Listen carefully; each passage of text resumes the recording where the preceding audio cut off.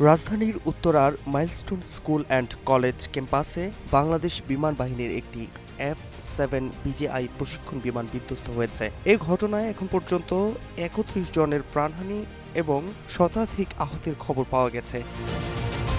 বিমান দুর্ঘটনার এই হৃদয় বিদারক ঘটনা কেবল দেশের মধ্যেই নয়, আন্তর্জাতিক গণমাধ্যমেও ব্যাপক গুরুত্বের সঙ্গে প্রকাশ পেয়েছে। বিশ্বের শীর্ষস্থানীয় সংবাদ মাধ্যমগুলো এই ঘটনাকে বড় শিরোনামে তুলে ধরেছে।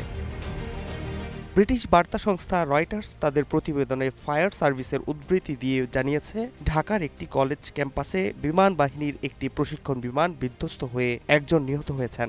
সংবাদটি প্রকাশের সময় একজনের মৃত্যুর খবর দিয়েছিল রয়টার্স। পরে সেই সংখ্যা ১৯ বলে জানানো হয়। মার্কিন বার্তা সংস্থা অ্যাসোসিয়েট প্রেস ঢাকা স্কুলে বাংলাদেশ বিমান বাহিনীর প্রশিক্ষণ বিমান বিধ্বস্ত, নিহত এক শিরোনামে প্রতিবেদন প্রকাশ করে। এ দুর্ঘটনায় অন্তত ১৩ জন আহত হয়েছেন, যাদের মধ্যে শিক্ষার্থীরাও রয়েছেন। ঘটনাস্থলে ফায়ার সার্ভিস ও সেনাবাহিনী উদ্ধার অভিযান চালাচ্ছে।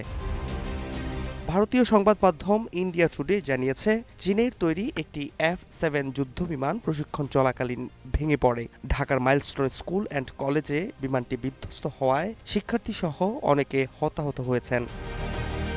মালয়েশিয়ার সংবাদ মাধ্যম দ্য স্টার এবং সংযুক্ত আরব আমিরাত ভিত্তিক গালফ নিউজের প্রতিবেদনে বলা হয়েছে, ঢাকার একটি কলেজ ভবনে বিমানটি ভেঙে পড়ার ঘটনায় একজন নিহত এবং আরও অনেক আহত হয়েছেন।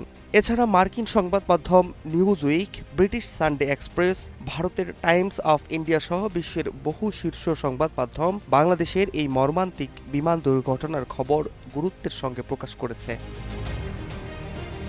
Fahad Shahriar, news desk, global television.